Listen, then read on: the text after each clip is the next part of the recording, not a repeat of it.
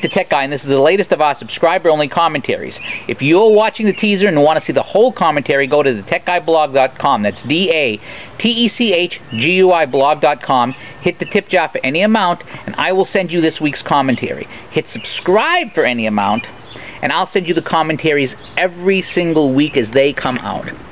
Well, this week I want to talk a little bit about repeated memes, things that people believe that aren't true.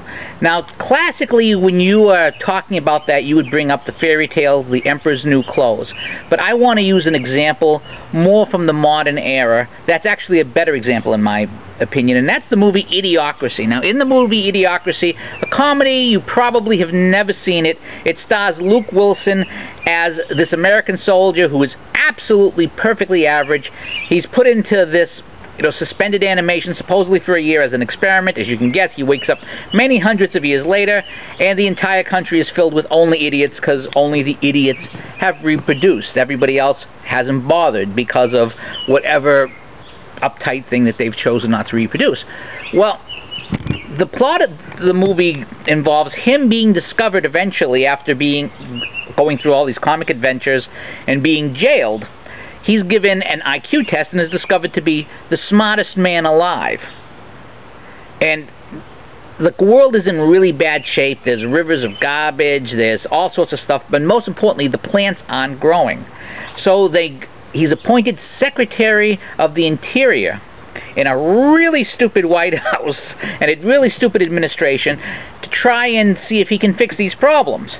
Well, it turns out he discovers that instead of watering the plants and the crops, which aren't growing, with water, they're using an energy drink called Brondo.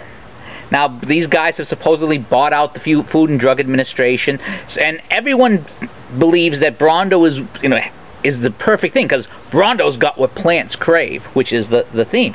Well, he goes before the cabinet to explain his revolutionary idea of putting water on the plants rather than Brondo.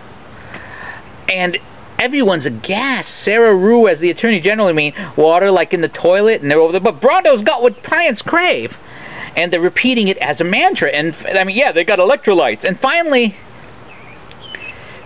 he asks, the character Joe Bowers asks, what are electrolytes? Why are they good for plants? And they're over there, because they're in Brondo. They don't question it. The concept that anything different might be the case has been totally pushed out of them, because it's become a repeated meme for hundreds and hundreds of years, which is why Brondo was doing so well financially.